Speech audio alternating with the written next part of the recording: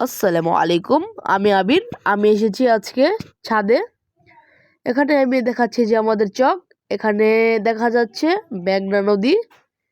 আমি এখন ছাদে এসেছি কারণ আমার স্ট্রবেরি গাছে স্ট্রবেরি ফুল ফল এসেছে। এই জন্য আমি স্ট্রবেরি গাছে ছত্রাকনাশক স্প্রে করব।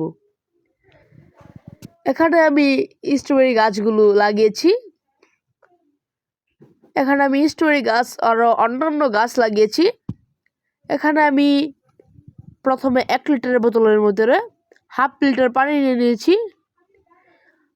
1/2 লিটার পানির মধ্যে আমি কীটনাশক পাইথন কীটনাশকটি মিশিয়ে গাছে স্প্রে করে দিচ্ছি। গাছে ভালোভাবে স্প্রে করে দিচ্ছি আমি কীটনাশকটি।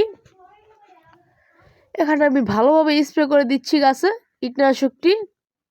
এখন আমি আমার স্ট্রবেরি গাছে স্প্রে করে দিয়েছি। আমার স্ট্রবেরি গাছে যে ফলটি দেখেছিলাম ছোট, এই ফলটি কিছুটা বড় হয়েছে এবং গাছে স্ট্রবেরি ফুল এবং ফল দেখা যাচ্ছে। আর এই গাছটিতে একটি নতুন ফুল ফুটেছে আজকে। এবং আমি আমার গাছগুলো দেখাচ্ছি আপনাদেরকে।